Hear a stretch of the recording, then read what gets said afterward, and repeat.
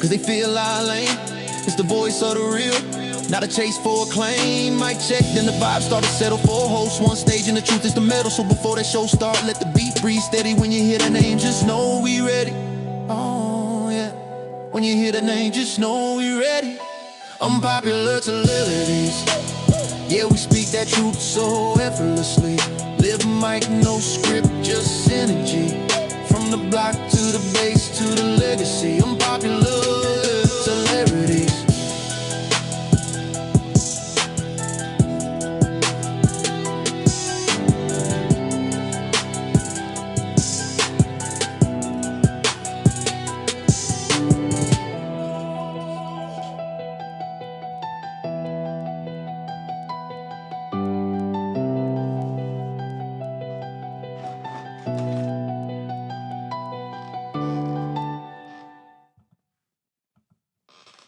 What up, people? Dang, why I sound like I'm echoing? What's good? Hold on. I'm lost. All right. Clear my voice. Clear my voice. Let me get this. Did I close it? Oh, no, I didn't. All right. Bing, bing, bing. Got everything on and cracking. Let me see. What the heck is that?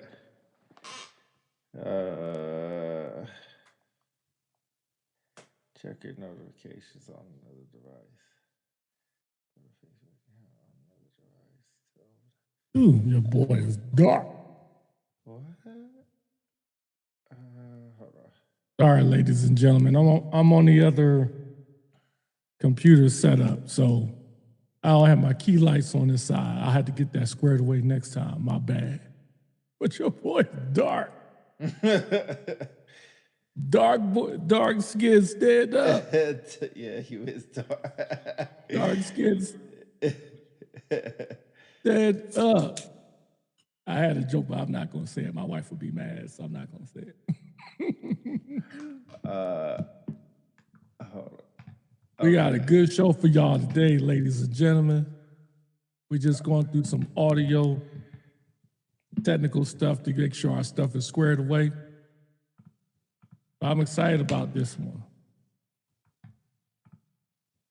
You in the building, put down in the chat who you are, man. Name and status. All you defenders should know what that is. Name and status. Come up with your call sign. If you all secure, come up with your call sign. Man, do I remember when I was a defender, man, young defender, being on post, tired, and I would always get a jump in my chest when I heard that. They were like, defender control, all post patrols, going to a status check, come up with your call sign and status. You'd be like, oh. Because if you miss it, they coming for you. They coming for you, boy. Lima Charlie Tango, what's up? L Brown in the building.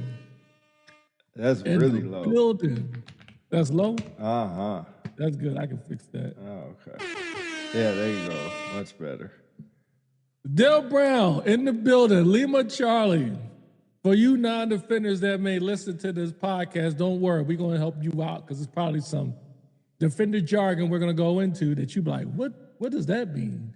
Or we didn't have to, we can just go home when we get off shift. What do you mean you have to wait till somebody relieve you? If you get off at 4 o'clock, you get off at 4 o'clock. Well, nope, that's not us. That's probably one of the reasons why people did not like being a defender. You just can't go home when you want to. You have to wait until you're properly relieved. And sometimes that doesn't mean when they show up. Because you have to go through a bunch of equipment and you have to go through everything that happened during the shift. And God forbid, if you do not mention everything and you miss something, you can get recalled. What do you mean recalled? I'm off shift. Why do I have to come back? Bro, you crazy. When I'm off shift, I'm off shift. Y'all can get bent. Not when you're a defender. Ain't no such thing as off duty. So if you caught the thumbnail, man, first and foremost, we thank you guys for being here today. I'm your host or co-host, Philly DC. peace human beings. Plus, you have your co-host and engineer, Code 10, Robert Rowland. That's what's up, old school defender. You got my co-host Pete here. You got other co-hosts, Jessica Player, Dell Brown in the place. Welcome to Unpopular Celebrities. Let's see, I'm eating macaroni and cheese with ice cubes in it. Okay, hey, you must be in one of those states that's going through a freeze, because we are too. Those who are in Texas and Florida, you would probably agree if I said Texas and Florida should be their own country. Why in the world does Texas have freeze overs? It's Texas. We're in the Southwest. So anyway, yeah, we're Unpopular Celebrities. Thank you for being here. This is your first time being here. We appreciate you. Go ahead and hit like, share, and subscribe to all of our other social media channels, YouTube, Facebook, IG. You can catch some of our audio on audio podcasts and Spotify as well. And feel free to drop us a line if there's something you want us to cover and talk about. That'll be of interest to you and other folks. And then we read all messages. Speaking of which, today's topic was suggested by a listener, Sarah Rodolfo. Hopefully I pronounced your name correctly, lady. I'm sorry. But phenomenal Matt Sarton, who is a 3F now, but used to be a prior defender before she cross-trained. And she said, let's have a show and talk about why is it difficult to be a defender and why people don't want to be a defender. I said, what a great show. That would be a great topic. And so here we are today. We're going to talk about today, why do folks don't want to be a defender, and what are the pros and cons of being a defender? I can't wait for this. I'm sorry, go ahead. No, I'm super excited to talk about this because I got a lot of opinions about our beloved ex-career field. Beloved ex-career field. Yes. I have a lot of opinions, and I'm sure everybody else out there has a lot of opinions also about this, but I have not been shy about these opinions. I've always shared them because there are a lot of good and a lot of bad. But there are some good. You know, there's positives behind everything. Devon McCoy, I got beef with you because we supposed to set up a show with UMU. Trash. And we never did. And you said, hey, just contact me. We contacted you like 6 months ago. It was back in 2025. That's how long ago it was. Still waiting. Great teams, bad teams. All right. I'm ready to dive right into this however you want to do it. I'm ready. All right. So before we get started, just to give you some of our credentials so you don't think we're outside of the career field and we're bashing another career field. Full transparency. I myself am a prior defender. I'm still waiting on I'm sorry. Today I'm going to do it for real, my crazy. brother. I'm sorry. Oh, man. Look, even Rocky yelling at you. I'm sorry. Crazy. I'm going to do it today for real. During the football games? We'll see. Thanks for reminding me. I'm going to do it today. But I have served 32 years, currently still serving, 1 month left in the Air Force. And shut up. I'm sorry. Be quiet, Rock. I don't like yelling at my dog. I served 32 years in the military, in the Air Force, and I have about 24 years in the security forces career field. I ascended to the rank of chief, and I did 24 years in the military or in the Air Force. 24 years as a cop before I ascended to the promised land and did something else. And so, Pete, you want to share your credentials? I did 18 years. Well, it was a mixed bag, right? So I did 10 years as security forces. I'm sorry, 6 years of security forces, 10 years as K9, and 2 years FTAC, and then 2 years as a first sergeant. So I'm all over the place, but 8 years as a regular cop, 10 years as the world's greatest K9 handlers, and then 2 years FTAC, 2 years in between that time, I was an instructor, so all over the map. But we do have our security forces berets. Mine's actually somewhere around here. It's in good shape, too. When DC finishes my records, I'll set the show. All right, thanks, Devon. I'll let him know that we're all waiting on him. That's Tony not going to make me move faster. Tony B in the building. All right. Devon McCoy said, I was 12 years as a defender. People be hating badly in SF. Yeah, they do. They do 12 years. 12 years. That's a long time. And then cross-train to something else. That's a long time. All right, go ahead. I'm ready to go. I'm ready All to right, go. before we get started, I want to throw out 3 questions to the audience, and feel free to put your answers in the chat. If you're a defender, what made you stay or leave? Would you recommend this career field to someone today? And finally, what's one thing leadership doesn't understand about security forces? Okay, for that being said, let's go ahead and get started. First, let's talk about the reputation of security forces. So as a defender myself, I'll quickly say, I was taught when I first came in back in the early 90s that being a security policeman, because that was the time when we were security policemen, our reputation was highly regarded in the Air Force. We were sharp, uniform looked good, it was crisp, we had good discipline, and we were dependable. And we were always taught, don't confuse your rank with my authority. Full transparency, I didn't want to be a cop. I came in open general. They got me. They said, yo, there's no medical jobs open, but if you want to leave Philly, easiest way to get open general. I was like, yo, am I going to get the job I wanted? Well, only if you get open general. When you get there, you'll be able to pick any job you want, because then you're open to everything versus medical. I was like, sign me up. Next thing you know, I'm a security policeman. Over to you. Yeah, that was a quick synopsis. I didn't want to be a defender either. I actually wanted to be personnelist, which is weird because that's the squadron that I was the first sergeant for. But that's what I wanted to be. But the delayed enlistment program was like 3 months long. So, of course, my recruiter was like, I can make you a defender ASAP. Or, I'm sorry, I can get you in the military ASAP if you just want to be security forces. So what did they show? And I'm sure they had it. You might have been in the video. The security forces recruiter video. Yo. I might have been in the video. Yo, this thing had ATVs, helicopters, shooting all kinds of guns, throwing grenades, shooting RPGs, like going to war, Russian rolling. Like, this thing looked legit. And you ride around in a police car. It looked legit. So I was like, okay, cool. He said, yeah, once you get in, you'll go ahead and do that. Yes, we ain't want DC drawing blood. What? Oh, what? Because he said medical. Personnel's got to read, they saved you. Yeah, I know. Yeah, they didn't say that. But I qualified. My ASVAB score qualified. Hater. So anyway, they were like, we can make you a cop. So I said, all right, let's do it. He said, yeah, you can just go in. You have the scores. In 3 years, you can cross-train. So I said, all right, bet 3 years, I could do that. 18 years later, still a cop. Go ahead. That's my story. 18 years and still a cop. Yeah. Yeah. All right, I'm going to let you finish. I'm going to have to put my dog out, man, because you tripping. Rocky trying to tell about cops. Yeah, you tripping.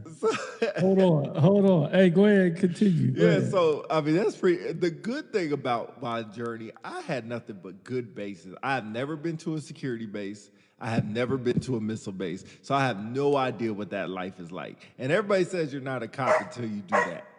Well, I must not be a cop because I've never done those before at all. As Philly gets out, I'm not sure if he froze himself or if he's frozen because he looks crazy right now. So when he comes back, I'll make sure I tell him he's frozen. The doodling, yeah, for real. How do you think of these things? The doodling. All right, so so I had nothing but good bases. My first base was overseas, so that was good, and we didn't wear gates, so that was good. The second base was stateside, and that's why I was like, oh, F this cop BS. I deployed twice while I was overseas in 3 years, so everything was good. And then I came stateside, and I realized what a gate was. I realized that a senior airman wasn't ish because we had nothing but masters leading flights, techs being master sergeants, and everything else. DC looks like Lovey Smith. Y'all got jokes. Yo, you're like jokes. Pixelated right now. Like you're going. Hopefully, it doesn't mean that our programs are about to crash because that's always what happens. All right, let me check. No, you're good. You're good. Don't move nothing. You're fine now. You're just dark. Yeah. God, dog. It's all good. I'm just dark. You can turn on the light in there. Don't you have the light up top? The light is bright up there. It's not on my face. That's hilarious. All right.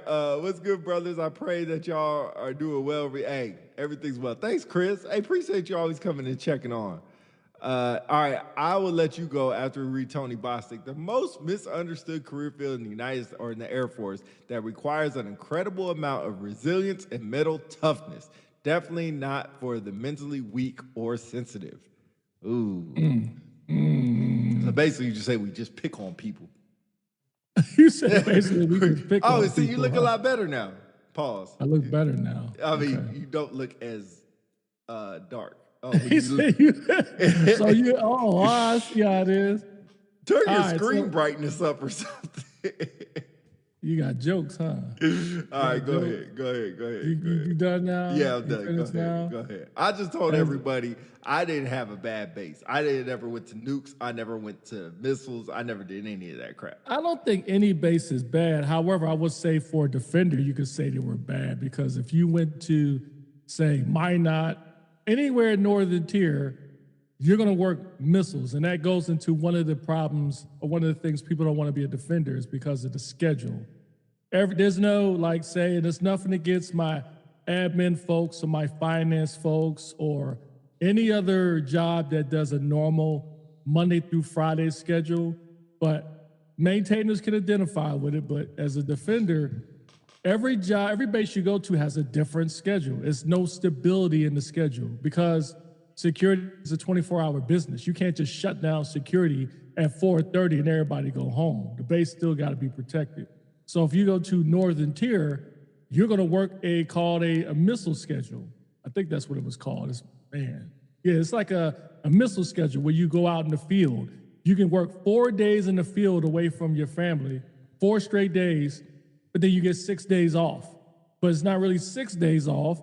You get 3 or 4 days, but then when you get 1 day that's a training day, then you get 1 day as a reconstitution day, and then you're out in the field. Mm-hmm. So that's why these are one of the reasons why people don't want to be cops. But to Tony B's point quickly, I think not everyone can be a defender because it does take a bit of mental toughness. It's one thing to come to work at your desk, and again, nothing against my other fellow AFSCs that has that job because somebody has to do it. But as a cop, your day changes. There's some days where it's boring, and there's some days it's high-paced. And it's like, you just don't know what's going on. Some days you're bored, like you're on the flight line. Shout out to my straight leg security folks, I was security when I came in, straight out to them. Shout out to them. But it's not like being on a flight line and you're on an entry control post and you're watching a plane or a building and you got people that's going by every single day for 12 hours. Really, it's 14 hours, to be honest, because when you know it's time and they say guard mount broke, you don't just walk off post. You got another 30, 40 minutes, maybe longer, depending on where you posted at. Then you got to hope they don't forget about you. They go pick up everybody else. You don't get left. Yeah, that's crazy. Anyway, I'll pause there. A couple comments. I want you to read Tony Bostic because it's a longer one. Leave finance alone. No, I love our finance people, especially on the first. I said I'm cool with finance. Especially on the 1st and 15th. Or we should say the 30th and 14th. Love being a defender. Good morning, Josh. Security forces, it definitely isn't for the weak. We're going to talk about that. All right, here goes Tony Bostic. Well, if you could read that. All right, let me enlarge it. All right. Tony B says there is proof in the pudding, though. How many group and command chiefs? Oh, man. How many group and command chiefs are pride defenders? Our career field is so hardened that either you sink or swim.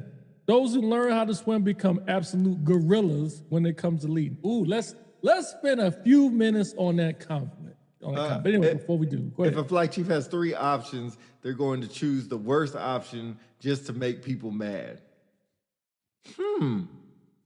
Talk about that too. If a flight chief has 3 options, they're going to choose the worst option just to make that. I know what you're saying. Hey, Devon, I get what you're saying. Some people might be too far removed. Look, Tony Renee gets it 100%. Wait a minute. 100%. All right, somebody got to explain that to me. I'm lost. Wait, we'll go back to Tony B's because we got 2 more, then we'll go back. Favorite words to hear: guard mount broke, Worst words to hear. Rebound. Facts. For sure. Hey, attention all post patrol. Stand by for the following message. After work today, do not go home. We will have rebound. That's the worst. Shout out defenders, but nah, I'm cool. I'd much rather be on the flight line. Really? Hey, I agree. I agree. Okay. Devon was dealing with some cloud. Yeah, me too. All right. So go back to Tony Bostic's point. I'll just quickly say, because I was in Comanche, do you think that is because sheer numbers, because we're the largest career field, we're going to have more chiefs? We're going to have more chiefs that extend the group chiefs and Comanches? This is my No. If you're saying as a career field, since we're the largest, we're going to have more chiefs, I can see that, but not command chiefs and group chiefs. Okay. That's your lane. I would say, if anything, I would say people in the Air Force get this idea that defenders are dependable and they're structured and they have high standards. And that's why a lot of people hire defenders. Thomas White says, y'all defenders got Stockholm syndrome. Yeah. Y'all claim that on y'all VA discipline. All right, then. But Tony Bostic brought up a good point, and I would tell you that was one of the reasons why we advocated to the then top cop to allow folks who left the career field to wear their beret. Because when you wear your beret, the airmen see us, when the airmen see us, they got to know that their experience, what they do as a defender is valued. And one way to show it is to see people who left the career field and are representing as defenders at senior levels. So you got a group chief that's wearing the beret, command chief that's wearing the beret, and Shao Day Wolf, who is the current Chief Master Sergeant Air Force and is a defender. That makes 3 defenders who served as Chief Master Sergeant Air Force. I'll pause there. Devon McCoy said, I say being a defender made me a great personnelist, but that ish was annoying. Yeah, hey, you know what's funny? A lot of people like, and back to DC point, a lot of people like when cops come around and are in different career fields because they think of us as a certain type of way. And most of us are just embedded to be that way. Like, we can't even change if we wanted to. We just think that's how it's supposed to be. Hey, Devon McCoy has a question for all y'all active duty people. Can I wear my beret? No, because you're in another career field. Isn't command chief a different career field? No, that is a specialty career. That's specialty career field. You still maintain your core AFSC as a cop. So wait a minute. You're still a cop. That's special duty. Command chief is special duty. First sergeants can still wear their berets. Yes, because they're authorized to wear it. Oh, okay. It's in the AFS. It's in the AFIs. It says specific jobs when you're outside the 3P where you can wear your beret. Now, I'm sure if Devon decided he wanted to wear his beret, nobody's going to say anything. Hey, Devon, we got new berets now. They got like a flash on. They haven't got a pin no more. They got like an actual flash. So you might have to go to the BX and go get one with the flash on it. I'm sure you had the pin when you were here. Tony Bostic, the best group and command chief was definitely SF. I mean, I feel like most of the ones I had were pretty good. SF makes the best diamond wearers too. I would hit the button, but I ain't got it. Amen to that. Because we dealt with everything that first sergeants deal with. If you've been in the law enforcement community, security cops, the security cops is different. I would say there's 2 sides to that though, because sometimes cops could be bad first sergeant. Because as a cop, you've got to get out of, he said, I burnt mine. Ladies and gentlemen, Devon McCoy said he burnt his beret. Okay? So, what I was going to say, if you have a defender, because look at it, right? When you are a shirt, most people believe defenders are standoffish, too stubborn, too much discipline, right? Yeah, so too much discipline. Right. You've got to, as a shirt, you've got to be able to see both sides. Right. And most defenders can't get beyond a black and white, especially if you're a core security guy. Yes. Right? So as a first sergeant, you already losing because most folks have a stigma about cops, and we'll get into that too. So when they find out, yo, who's a new shirt? Oh, he used to be a defender. They be like, oh, shoot. Exactly. They be like, oh, or I was the command chief. You know how many times I had people tell me, especially at this job I'm in, not to wear your beret? Not to wear my beret? People told me the same thing as a shirt. Told me They that said all it was the time. intimidating. They said it was intimidating. They said I'm going to lose people. Yeah, exactly. Yes, exactly. Yeah. You know what's crazy is that shout out to all my airmen in the 56 FSS because I love them all. Well, most of them. But all of them. But most of them. But all of them. But most of them. Okay. But they would tell me, hey, Shirt, you're being like a cop right now. Or you sound like a defender right now. And I really had to check myself like, dang, maybe I am. But sometimes it's like, yo, y'all need to hear this ish. Because y'all acting like personnels right now. Sometimes y'all need some injection of a cop blood up in y'all so y'all could be a little, pause, that sounded crazy. So y'all could be a little bit more disciplined and have some pride for what y'all do. Find some pride. Because I will say one thing about a cop.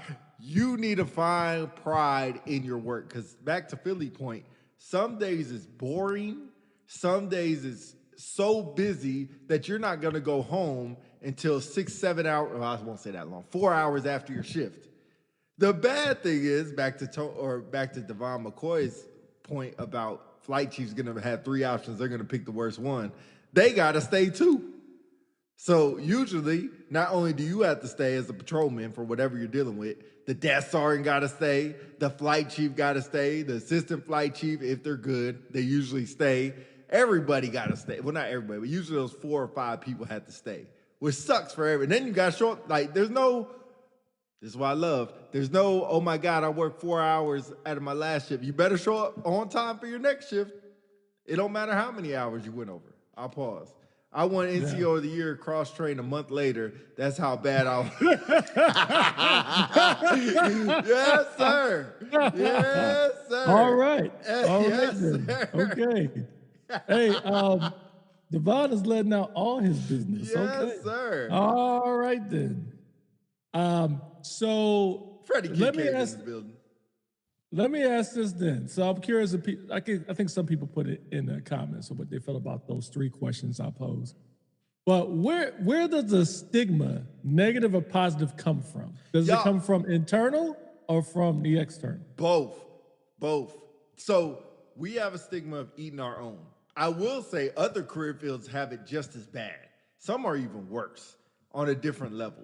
We make our own miserable. Some people just hate on their own. But we make our own miserable. If we want to hate on each other, we're going to make each other miserable. So I'll say the stigma actually comes from, I hate to say it because we got a lot of people in here, y'all old timers are the stigma. Y'all are the grandpas that say, I had to walk up a mountain, both sides, barefoot in snow to get to school every day. So y'all gonna do the same thing. So don't complain about having to sit in a vehicle and be bored because I had to sit there on the gate, blah, blah, blah, blah, blah, blah, blah. Old people can't let it go to how they had it worse.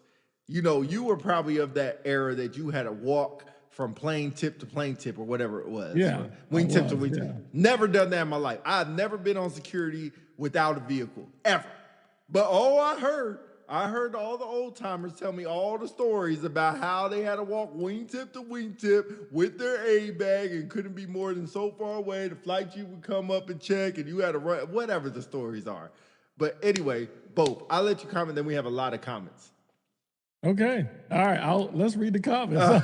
What to say about that one? All right. There goes. Oh, Tony Bostic has the long one. All right. Tony B says, the turmoil you go through prepares you for all kinds of craziness. A ton of non-SF career fields need discipline, and in most cases, want that defender to get that much needed standard that's missing across the force. That's why the success rate as a shirt is so high. True. Tony Renee, Devon McCoy out of Holloman too. That damn base. I told them to separate me when I was dang. She said separate me. Holy crap. Wait.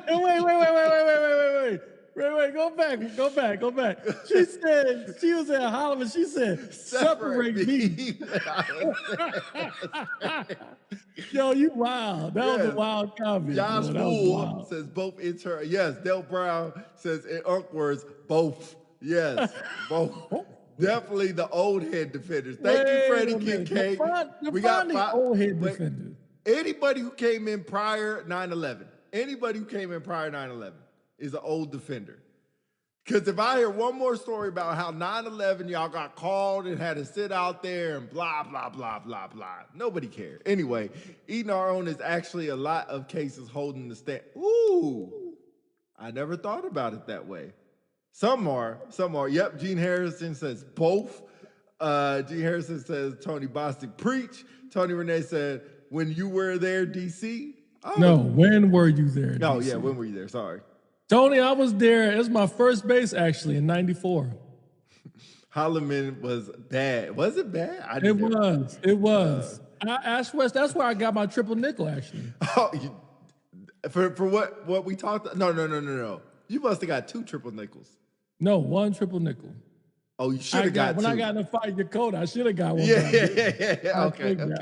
Separate is diabolical. Thank God I had a supervisor that steered me towards CADM. Ooh. Oh, no,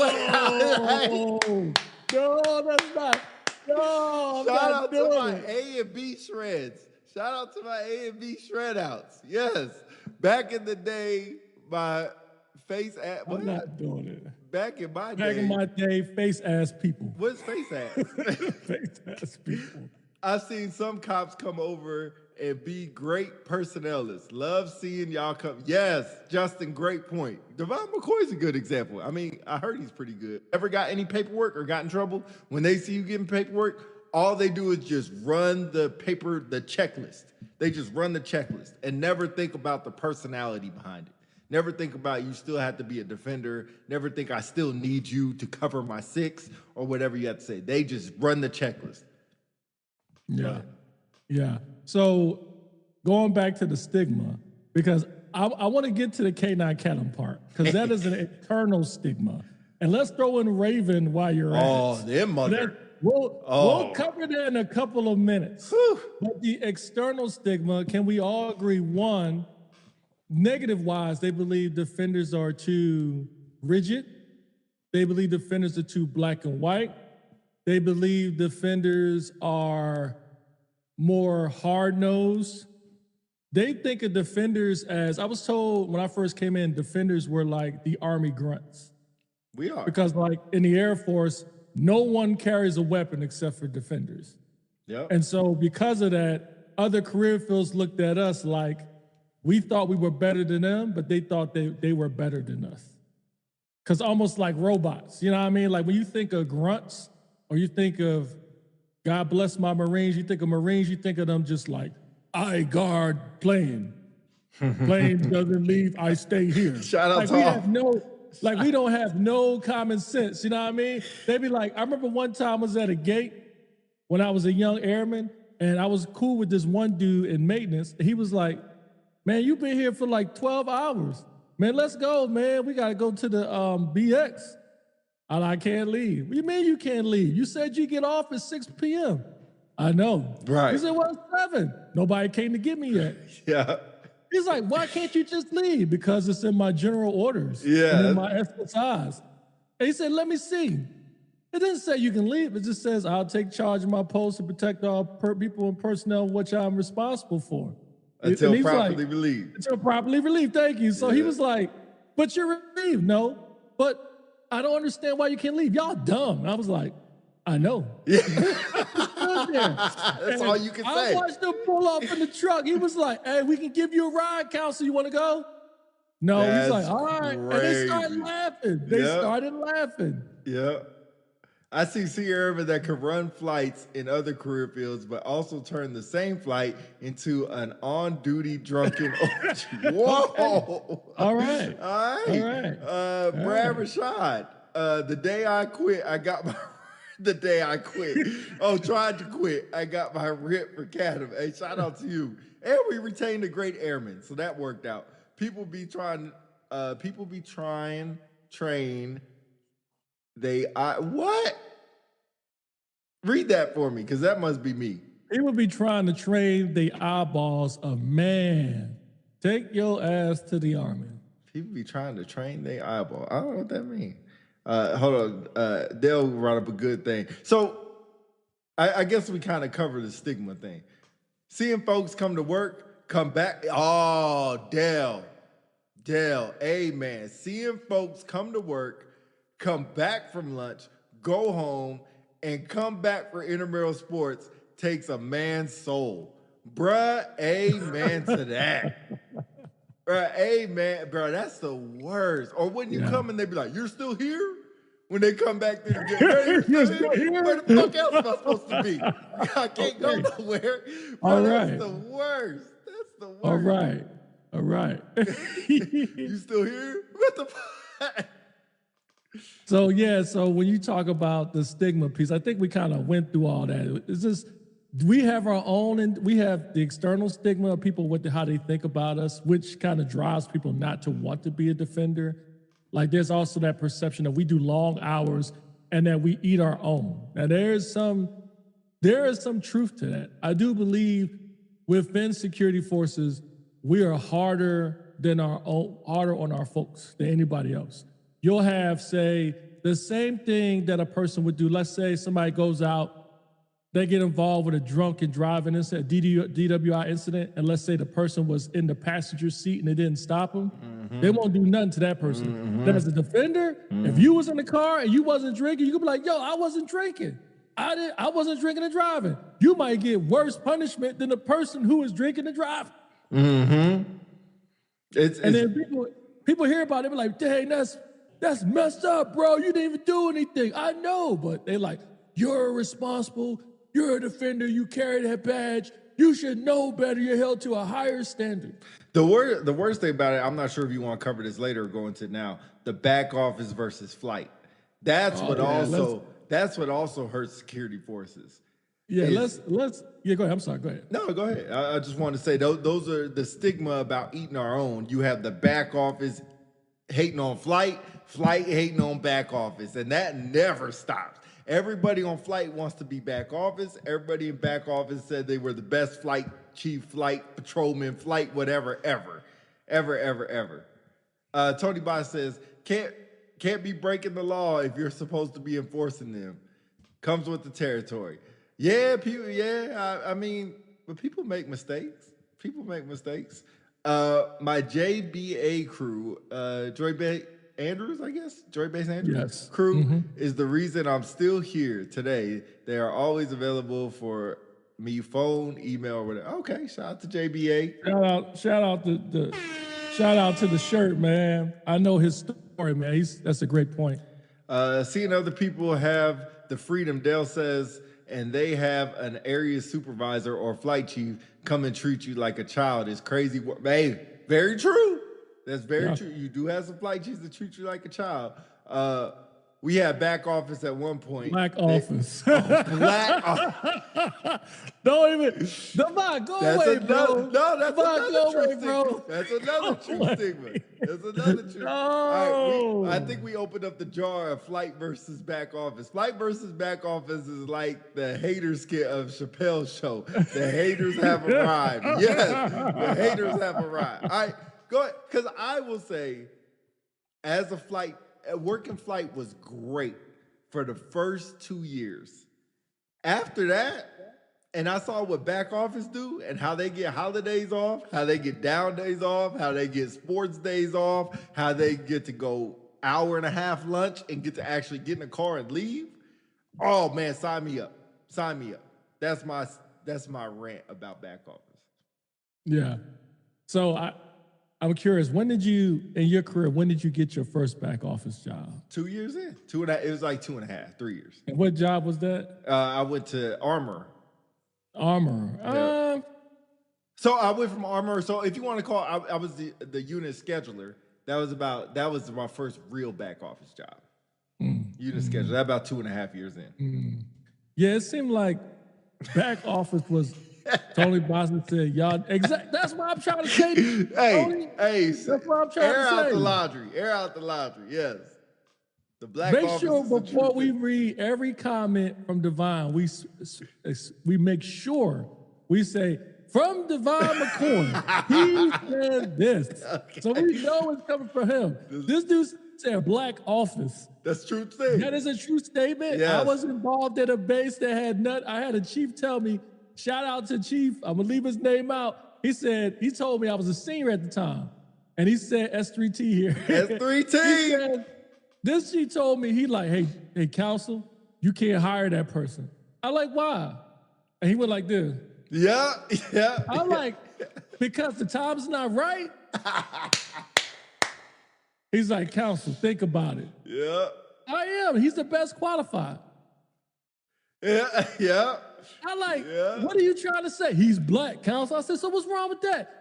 You got too many. This person is black, this person's black, this person's black. This one person is Asian, but then you got another person's Puerto Rican, that's black. You're going to have a rainbow coalition back here. They ain't going to like that. I said, who ain't going to like that? You know who. So I was like, I'm going to hire him. He said, I'm going to tell you, counsel, if you want to make chief, you better not hire him. I'm like, who cares? Then I was like, then I threw out the one I'm sure you would throw out. What if they were all white? Yeah. Nobody says nothing. Nobody said don't nothing. matter. He said don't matter. But anyway, end up Tony hiring Renee him. said a great point. Too many in the room, somebody got to leave. Hey, that's a true statement. Hey, there's too many of y'all, especially if we're loud and cutting up. Oh, man, well, somebody got to go. Somebody got to go. Let's talk about, so back office. You said 2 years in, you was armored and unit scheduler. I didn't get my first back office job until I got, it was QC. Anyway, that's another story. But one thing I noticed when I was a cop is that for cops, back office was the promised land. Yes. It's like you have your friends who was on flight with you suffering, and they be like, you know how it is. They come up and do a post check. They're like, bro, I can't believe we got work this weekend, man. They said something about some plane coming, blah, blah, blah, blah, blah, right? Tony Boston said his office bio wall looked like today. Y'all fucking. Y'all fucking. Or think about like back office knew when all the good missions would happen, and here they would all show up, armed up. Let a domestic get out of control or an active shooter situation or something that you know you're going to get coined a bullet for. Here comes all the back office out of nowhere, armed up, vest on, ready to go. I'm here to help. Bro, where the hell you at every other day? Oh, no, y'all need me today. You got to act. All of a sudden we got something going on. You want to show up. Let a major vehicle accident happen. All the major vehicle accident investigators, where they work? Back office. Back office. We ain't got none on flight. None on flight. Oh, that makes me mad. Oh, that makes me mad. Yeah, back office, it was just a different vibe on back office. Like on flight, you would have your friend, you know, I'm sure you can attest to this. You'll be on flight and, you know, people come up on your post checks or whatever and they'll talk about, man, I can't believe we got work this weekend, or the flight chief sucks, blah, blah, blah. I can't believe we got to do this report after work, blah, blah, blah. And then somebody says, man, I put in for this back office job. And they were like, like, bro. Like, blah, blah, blah. You're going to hate it, man. I'm telling you, they work all these hours. I just want to excel. You can't excel on flight, bro. You ain't going to get that job. Then all of a sudden they got the job. They announced it, they got them out. And finally, before we go to shift, let's all congratulate Senior Airman Brown for getting the back office job in training. And people, you had some people like awkward. They had some people like, they be mad. Yo, they be big mad, right? And then you had some flight chiefs would be like, yeah, Brown won't be here was next week because he went to the back office. Yeah. And then people be like this. And they're like, all right, anybody got anything? Post. Yeah. And then they give you the shittiest post your last day. Oh, yeah. But you know what? You be smiling. Oh, don't matter. They be like, aren't you going to miss this? They be like, nope. What'd you say? You can put me at Echo 1. It don't matter. You can put me out in the middle. You know what? Don't even check on me today.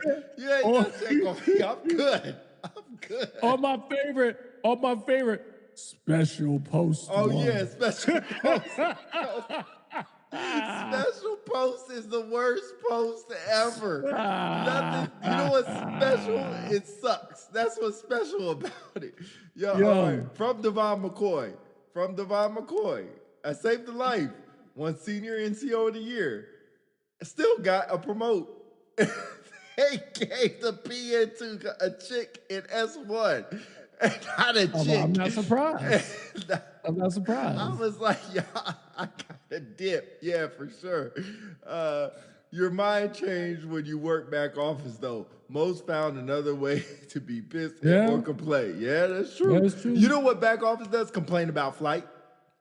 It's so weird. Flight complains about back office. Or working flight. Or work, yeah. And they want to tell the stories how they were the best flight patrolmen. You know what's funny is when you go back office and you said, like, the flight chief says, like, you know, hey, Airman Peterson is going to the scheduler. Don't forget about us when you go back office. And you be like, no, I'll never forget about you. Man, please.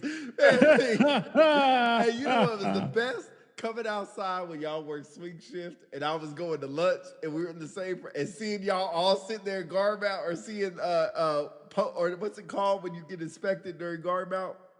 I can't think of the name. Guard mount?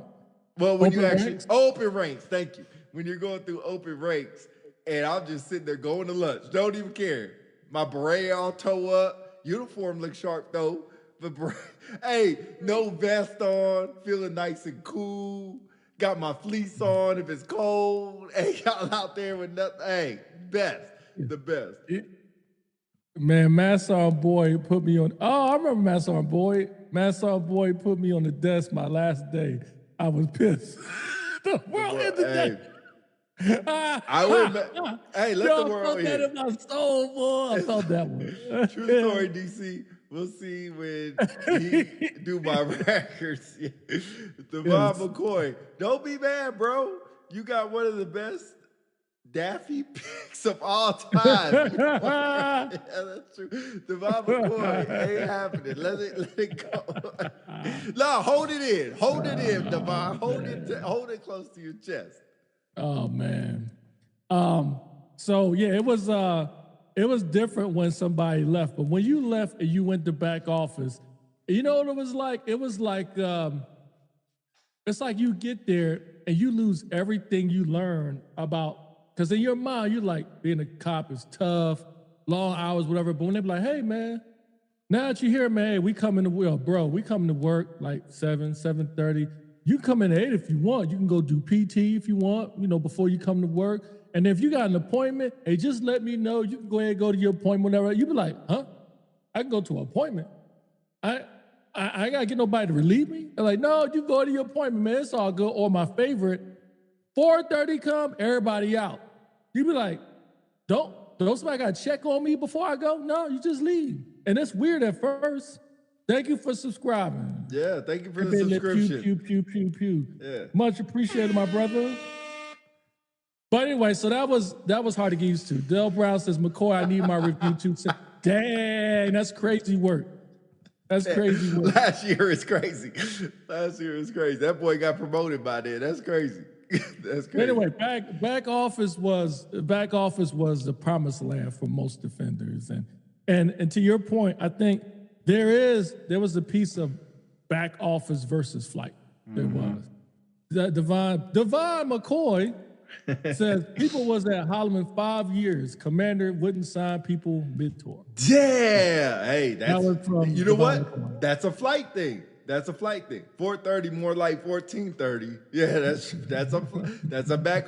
Hey, I'll tell you, I think if I stayed on flight, I probably wouldn't have got a PCS medal. It would just depend on who my supervisor and flight chief was. When I went back office, I got put in for a award, and not a back office award because we didn't have back office awards and flight awards. We just had NCO of the quarter or Airman of the quarter. It don't matter where you worked at, and that's what else divided flight and back office. That's why they had to make back office award and flight awards, because flight would get pissed off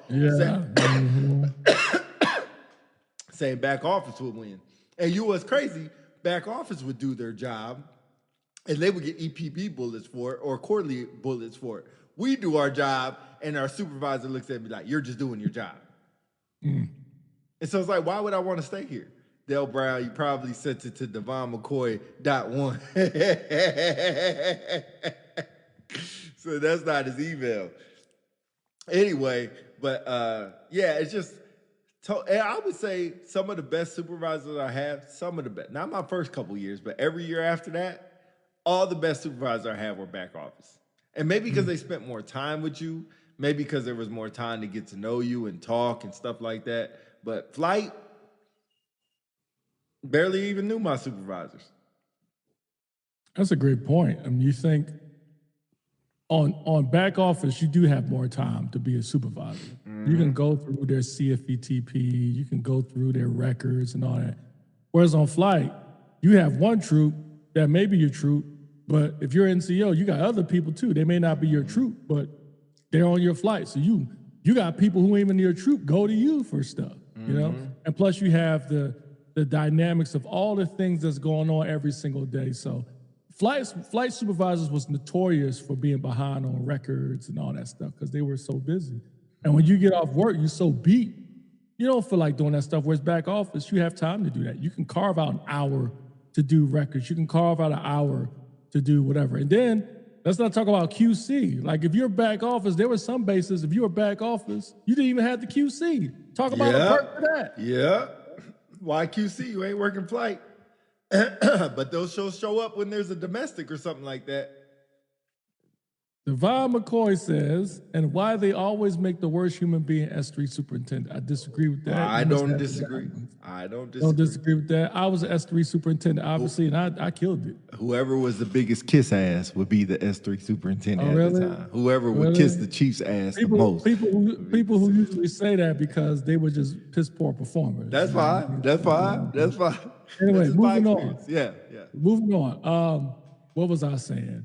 Yeah. So anyway, so that's it. We'll transition back office. So here's another stigma. When we talk about like sections versus flight not only had to worry about back office, you as a straight leg cop, you had to worry about your K9, your CADM, and your Raven folks too, because they didn't consider themselves, security forces. They were elite. They would say, hey, you would see a K9 troop wear a beret. Hey man, what do you do? Blah, blah, blah, blah. You'd be like, you're a defender, right? I'm not a defender. I am a K9 troop. I push military working dogs, and I'm one of the elites. I don't have to work flight with you. I don't have to respond to anything. I am the elite. I'm a military working dog handler. You be like, bullish, you a defender just like us. Let's not even talk about Raven. Haters. I am Raven 499X.APAB, A Bravo Bravo S. I do flyaway security for important missions. Everywhere I go, I get to wear a flight suit. I get flight pay. I am no longer a defender, and people love me. And I get to wear a Raven tab. Oh, don't forget about the money. Don't forget about the money. And I make a lot of money that you don't make. You are lower than me. I am a Raven. I've learned how to get punched in the face, get a broken nose, and do ass techniques and say, get back, get back, get back. Yes. Wait. Devon McCoy says it was S3 NCOIC because they were trash and need to be hid somewhere. If y'all had a cool one, they'd be gone in 6 months. Yeah, Tony Relay laugh. Dog smarter than the hand. Okay, let's relax. Let's relax. Somebody talk to dog. Let's relax. How come you didn't hate on K9? From your perspective, How you're come you K9 hate guy. on K9? Why did you go K9? Who? Dude, why did you go K9? Because I want to get off flight. So what I said was true? Oh, yeah. Oh, 100%. Oh, 100%. Oh, but y'all the main ones that did not know how to do no reports. Y'all the main ones didn't know how to handcuff nobody, but y'all know how to use a dog. That's Wait a minute. I was a different breed of K9. I came up law enforcement only.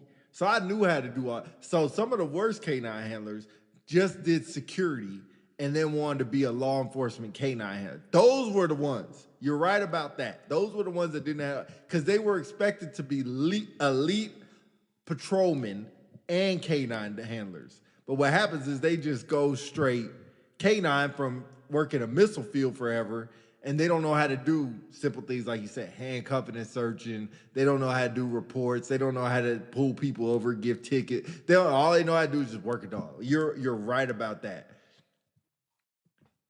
K9 used to be super skaters. Yes, they have. Yes, they were. Yes, they were. Yes, they were. Yes, they were. Yes, K9 still flight though, which sucked. They didn't tell you that. Oh, we didn't get the CADM yet. We didn't get the CADM yet. CADM was where it's at. The only reason I didn't go CADM is because I didn't want to fix guns. That's the only reason. I hated shooting. I hated cleaning guns. I didn't want to fix them. Ask flight to check on the kennels. Nah, motherfucker. Wake up and do it yourself. Hey, Devon really was a cop. Devon really was a cop. Pete said, I wanted to get off flight. Exactly. You know what's funny? When I went to K9, our K9 section was their own section, so they didn't have to work flight. They just worked when they wanted to. They didn't have to. Man. And then I got to another base, and they were like, no, you work flight. Oh, weekends and everything. I'm like, here we go again. Here we go again. Here we go. Let's see. Justin says, one of my superintendents at Base Honor Guard was an SF Raven. He was a different breed. Yep. He ran an honor guard like he were SF2. He didn't win a lot of people because he treated his full-time staff, us, and our augmentees like we were his guys. Yeah. Once again. Yes, I am Raven 5.787653, and I am the greatest SF ever. You know what's crazy? What I love is when we got the patches that you can wear on your carrier, your plate carrier, and people would have Raven number 74793. I like, or K9, or no, CADM never had it because CADM never wore their damn plate carrier. But you would have the Raven or K9. It would be crazy. It would be the craziest thing. K9 and Raven always competed for that Article 15 or court martial. Yeah. Oh man, well let's not forget about CADM though. Let's give CADM some love because CADM, when you get back there, CADM, it's almost like this is their time to shine. Oh, I used to hate when I used to go fire and you had that one dude who was on your flight. Now's the CADM troop, and I'm like, hey man, look, I went and looked at your target, bro. You're like 2 off. Hey, if you don't qualify, you're gonna have to come back and do it again later on tonight. You know, the gas mask firing. And they be like, hey, you missed a bot. You be like, bro, you can't just give me 2. Right. Like, nope, can't give you 2. It's important. You must be able to know how to employ your weapon. Whatever. Del Brown says most of the time, folks that are on flight hating on back office personnel are the same ones when job ads come out, they don't submit applications. That's true. That's true. They be hating but don't want to do it. They're like, oh, I'd rather be on flight because they like that. Some people do like the schedule, especially if you're on Panama, because they don't want to work 5 days straight. So some people actually like that. And some people actually like being off on weekdays and stuff like that. So yeah, there is some truth to that. I say K9 and CADM got along great. We got along great with each other. Yeah, because y'all was ostracized by the flights in the back office. Yes. Y'all thought y'all would like, I used to love when they be like, hey, Roger, we have copy that. We have an alarm at the financial bank. We need somebody to respond. Roger, Kilo 9. En route. I need you to respond. No, they be like, Roger, can't do that. I'm at the kennels. You ain't doing ish. Don't give me that crap. And when they do respond, they don't know what the hell they doing. They be like, yo, why are you going to the building? There's an alarm activation. Do you know the difference between open and closed facility, bro? Don't care. We're dog handling. You know what the best is? What used to aggravate flight chiefs the best? Is if they need us to do remount, like, no, can't do it, gotta feed the dogs. Gotta feed the dogs. Or Kilo 9, we need you to respond. At the kennels, feeding dogs. My dog just ate. He can't work, he just ate. Can't get bloat. When the red hat looks back at you while marking your target, you know it's a wrap. And Dale, there are tons of people who ain't even good at flight, but want to be back office. Like, we can't rely on you at the gate. How the hell you gonna run a pro? Hey, Josh, that's a great point. But back office is all about hookups. All about hookups. Mm-hmm. The biggest hate I ever got, they found out my flight. Oh, it's from Devon McCoy. It's from Devon McCoy. Make sure we make it clear. The biggest hate I ever got, they found out my flight was in Panama 8. How the hell y'all in Panama 8s? What's the rest of the flights doing? You can't be in 8s and everybody else in 12s. What the hell? There were some flight chiefs that did that. That's crazy. Gotta feed the dogs. And Scott Roy was on here. He knows what I'm talking about with that. Hey, he was a Raven. I think he was a Raven. I'll say I think. Yeah. Yeah, I think he was a Raven. Oh, look, here goes Scott Roy right there. I think he's a Raven. Let's look. I got a lot of good friends that are Ravens. I'm just going to throw it out there. Let's just have this discussion. I was never a Raven. But come on, let's be honest. What is the difference between flyaway security and Raven versus you going to Raven school and you getting punched in the face and stuff? What is the difference? Never was a Raven, always a Raven.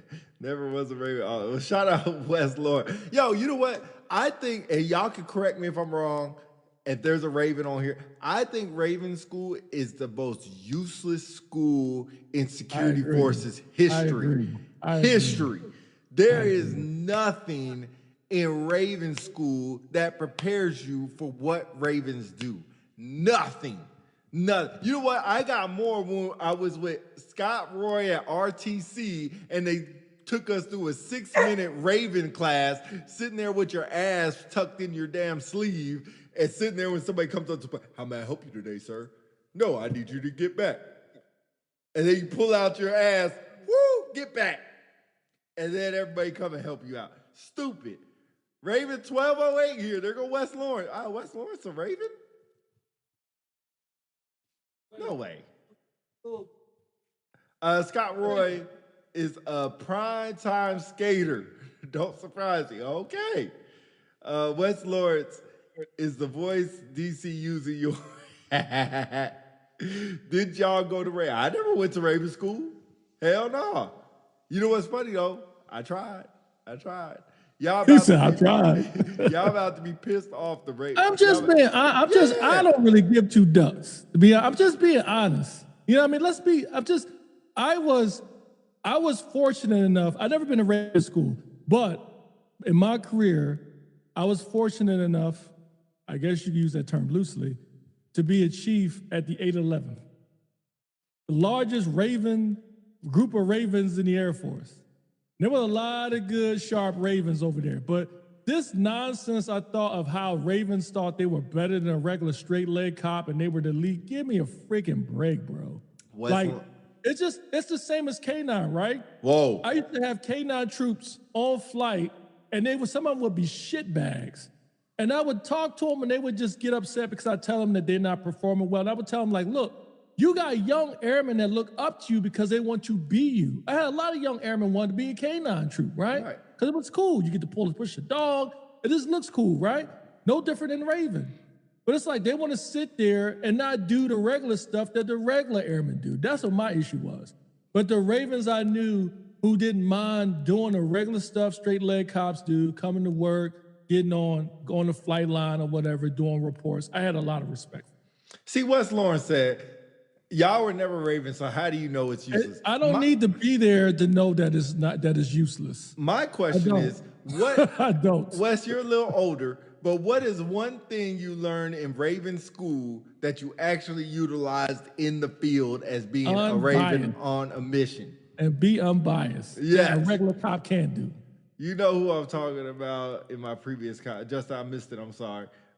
Ravens were SF flight attendants. Devon McCoy said it best. Hey, 100%. And you know what's crazy? I went on a flyaway mission and never even went to Raven School. They were just like, hey, come on, put this flight suit on, come on. Don't pull your gun out on nobody. All right, here I go. I hate that they think they are elite, but the Raven world is dope as hell. I don't want to sit on the flight line. Hey, Wes, thank you for being honest. I give you that. That's why I wanted to be a Raven, because y'all make a shit ton of money. All y'all did was run all day, Yeah. work out. Y'all had a Yeah. tight little community, Yeah. and then Yeah.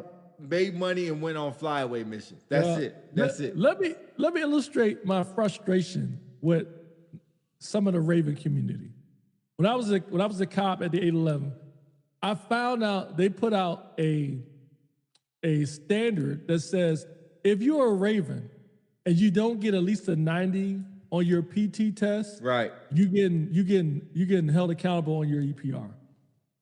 And I had like out of the whole, it was about maybe 90 some Ravens there. Out of the 90, it was like maybe like 5 or 6 that fell in that category, and it wasn't getting the strat when I heard about it before I took over. And I was like, this got to be the stupidest ish I ever heard of. Like, what is the Air Force standard? The Air Force standard is you get a 75 and you pass. Anything else, if you're holding that to them, that's wrong and it's illegal. It's ridiculous. And then when the commander found out, she wasn't a Raven and she agreed with it and we changed it. And you know, those folks over there, they were pissed about it. I was like, so you mean to tell me you're going to, it's one thing to say, if you don't reach this standard, then you won't get as many missions as somebody, or you're going to have to come in and do remedial PT. That makes sense. But you're going to use that to hold somebody's career in jeopardy. They have a passing PT score, but you're going to say if they don't get a 90, that's why I got an issue. Yeah. Well, so I respect exactly what you said. And you're 100% right. I'm glad you're not one of these Ravens that think that you go out there and save the Cobalt. You would have made sure the Cobalt towers didn't collapse if you were there. I'm glad you're not one of them Ravens. What's the point? Is just say you want the money, but the elitism. Is that a word? Was crazy. Yes. Yeah, the elitism is kind of crazy. The only Raven I recognize. And they're trash. And they're trash. And they're trash. Yeah, that's what we saw in Baltimore. That's funny. And they're trash.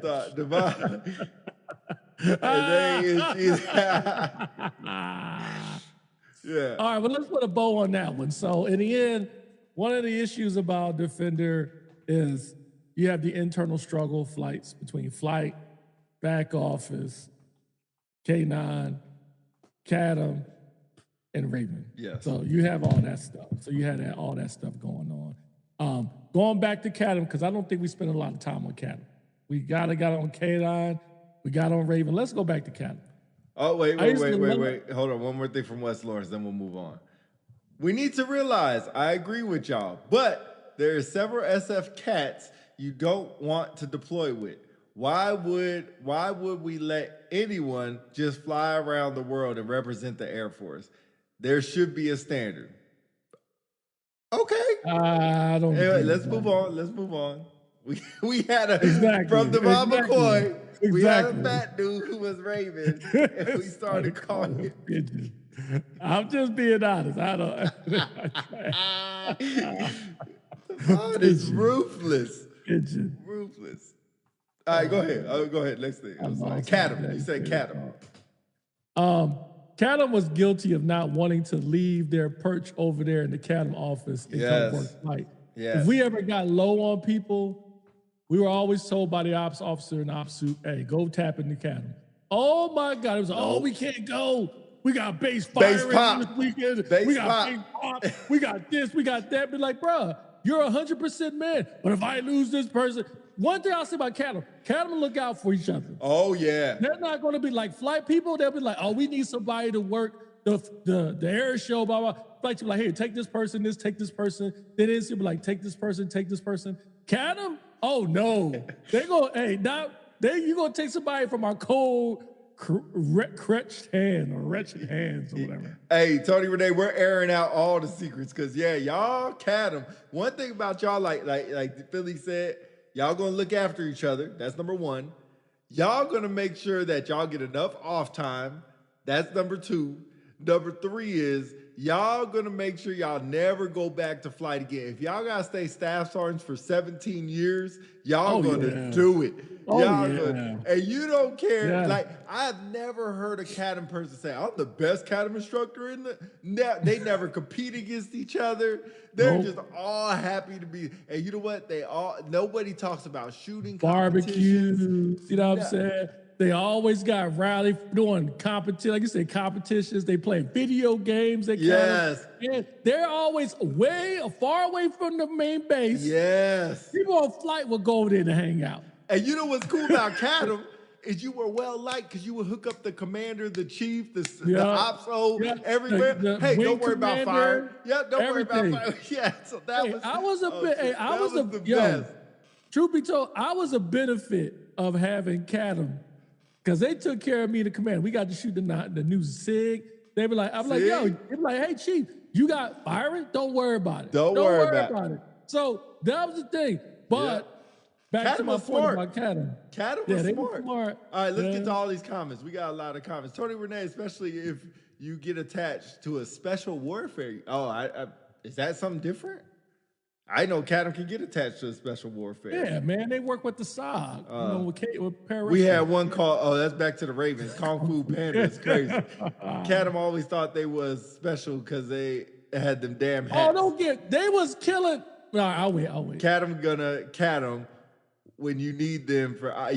They always got base pop firing it's like they schedule base pop around exercises or anything else. Anything. I was Red Horse. Scott Roy says, CADM swears they busy. I did an unannounced visit. Cats were doing the oil change. Yes.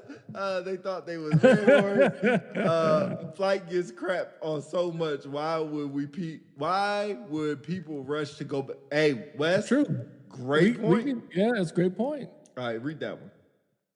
Joshua Wells says, one of the best and worst things was seeing who you got posted with. Man. We gotta go man. Yeah. We all know what it's the homie on post is about to be up. It's about to be the best 12-hour podcast episode post ever. Yeah. But if it's that DBA, man, about to be the longest day ever.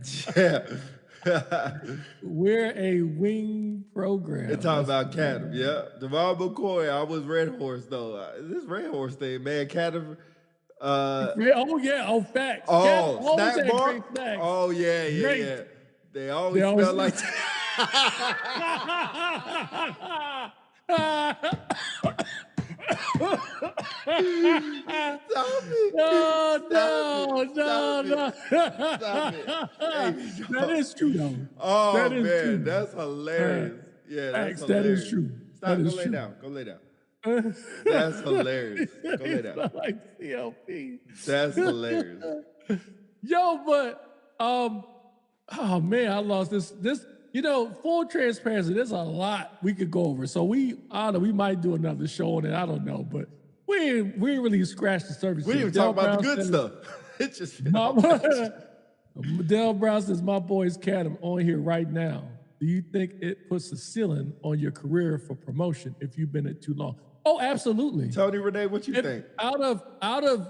From my experience, out of K9 and CADM is on the lower tier beneath K9 as far as career progression. Oh, yeah. K9 has always been notoriously, their cap has been Master Sergeant. But CADM, mostly Tech Sergeant.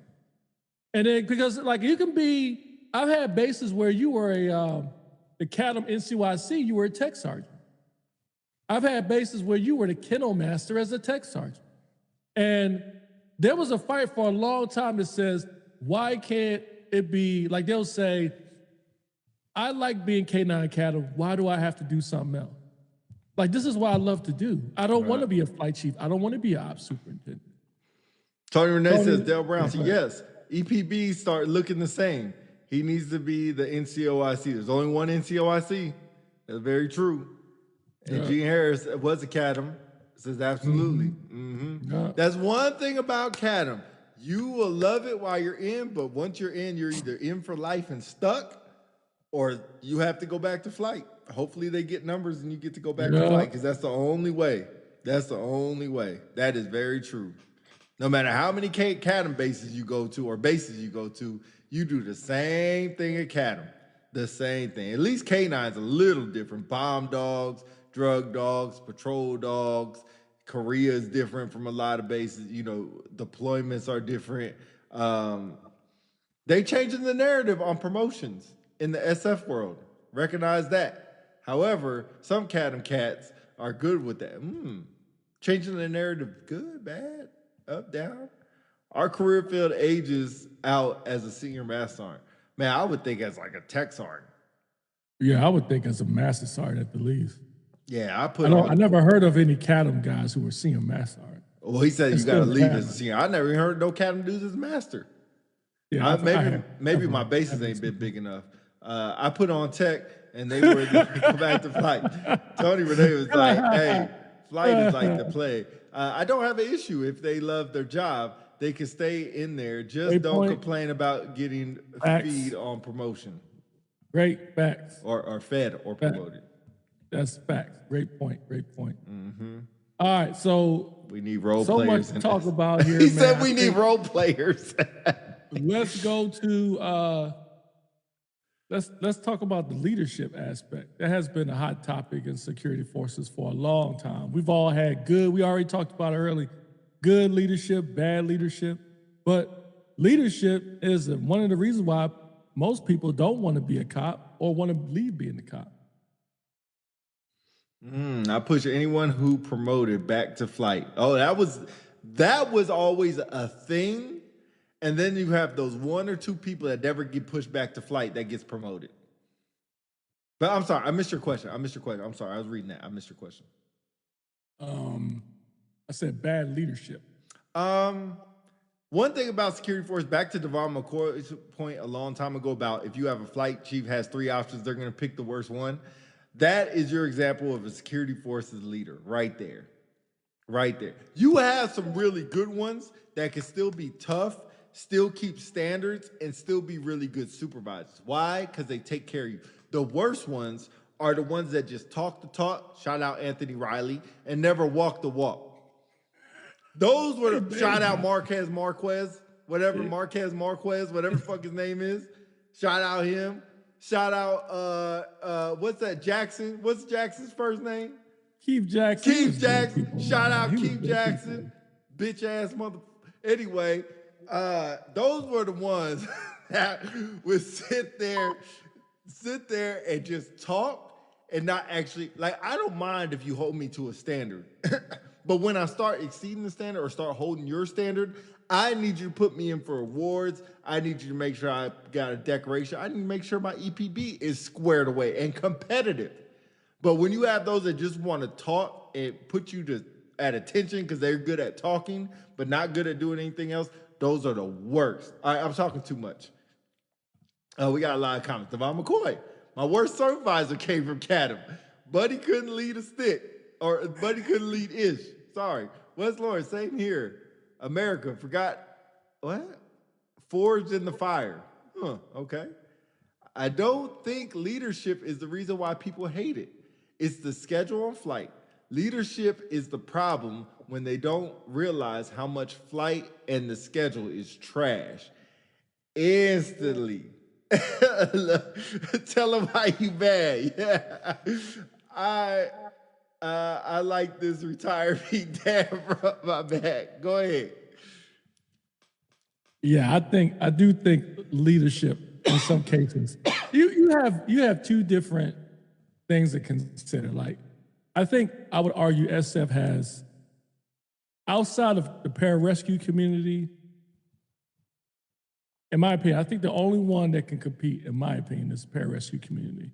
Has had really good leadership, that the type of leadership where if you were in the shit, you know what I mean, they can lead you through it, right?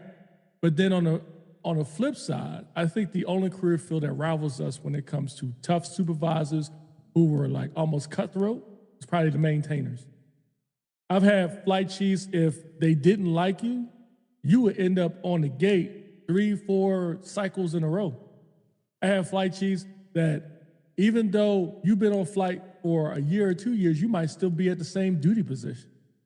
I had some flight chiefs where they would, my favorites were the master sergeants who they would work Monday through Friday and they would work 7 through 4, but the flights would work like staggered schedules, meaning they would work weekends or work late.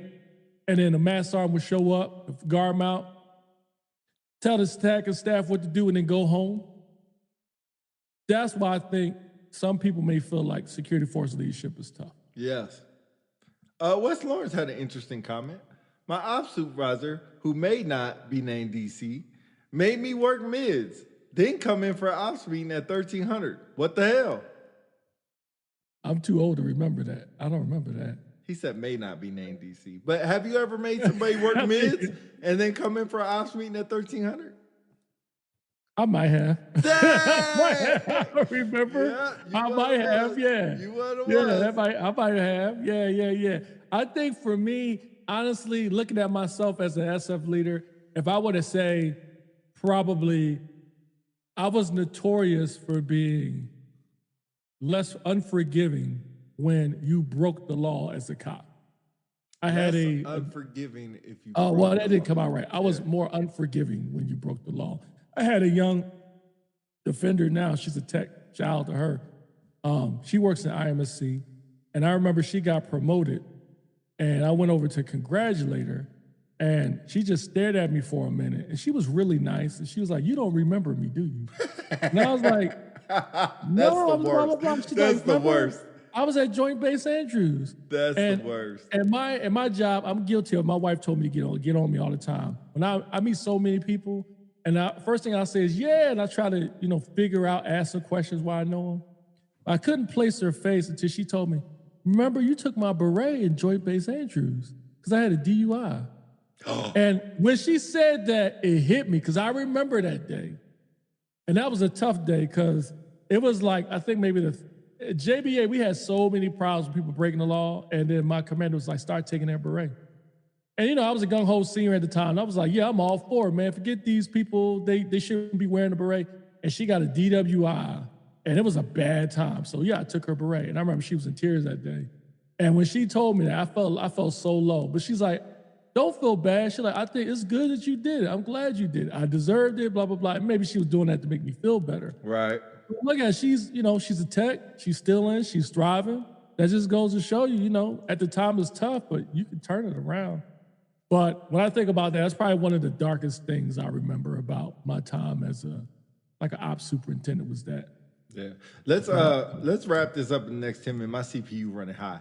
But let's wrap this up, and then we might have to go to part 2 for this. But let me finish this. That proves my point. Instead of leadership taking my idea of Panama 8s and seeing our schedule could be better, hey, Devon, if it's their idea, it's not a good idea. That's back office versus flight. Flight can come up because they're like, I do the schedule. I know what work out better. No, we'll ask the senior who did that schedule 45 years ago what they think about it. Panama 8s are undefeated. Best morale. If you get mad after a Panama 8, I don't know what's wrong with you. Something is really wrong with you. I'm maintenance, and I'm like, damn, they experience sounds familiar. Yep, Charles. Yep. Yeah. We are just like y'all. Yep. I tell you, security forces to me, and I say this all the time, we're like janitors. When shit is going right, nobody cares about us. But when shit is wrong, they're like, where the cops at? Where the cops at? I agree, but I don't like that analogy. That's a terrible analogy. That's what it is. If you go into a bathroom and it smells great, it looks fabulous, you're not, man, shout out to the janitor for keeping this clean. You're just like, man, the bathroom looks really nice. But if that bathroom looks like you're like, where's the janitor at? How come the janitor ain't doing his job? Y'all can't hire nobody? How come ain't nobody here cleaning up? That's exactly what it's like being a cop. All right, Scott Roy, that's because we live in the ish feeling. If you pile enough ish on something, eventually it grows. We grow leader. Ooh, great point, Scott. That is a good point. Mm-hmm. Hell yeah, you did. They got at me when I looked tired. Damn. All right, yeah, we're going to have to cut this off. Dale, this is going to be long. All right, we're going to have to cut this and then come back and do part 2 because I don't want this just to cut off on y'all. Does that sound fair?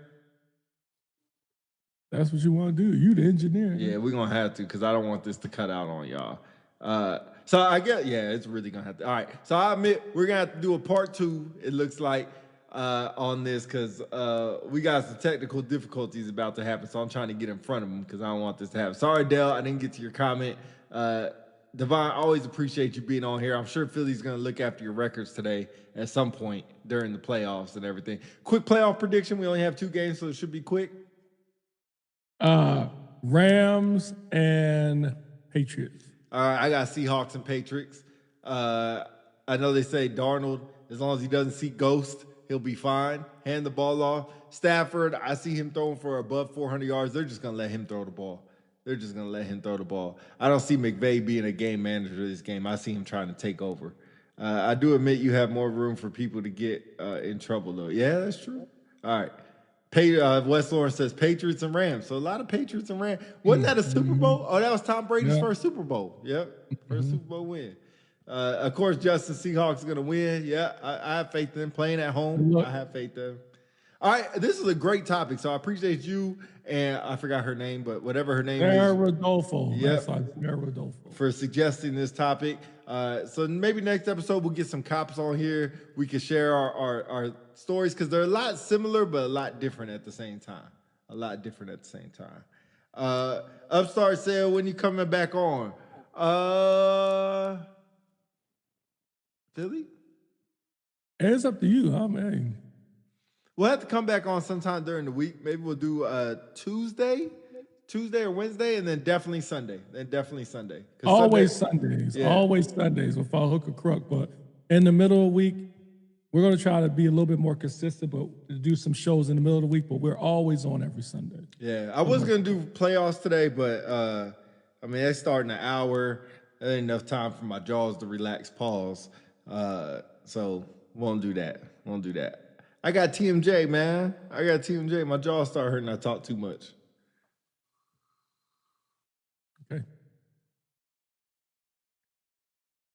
Okay. Yep. Well, we appreciate y'all listening to us, man. Thanks for all the comments, funny comments and stuff. We'll do a part 2 on the next show. We'll more likely do it next Sunday. So tune in next Sunday for part 2 of why folks don't want to be a defender. And as always, share your comments during the show. And then in the middle of the week, just be on the lookout for when we come on in the middle of the week. More likely maybe Monday, Tuesday, or something like that. We appreciate y'all. If you're not subscribed to us, and you like what you heard today, and like what you saw, please go over to YouTube, go ahead and subscribe to us. You can catch all our other shows. We have plenty of shows on there to keep your interest and to keep you entertained.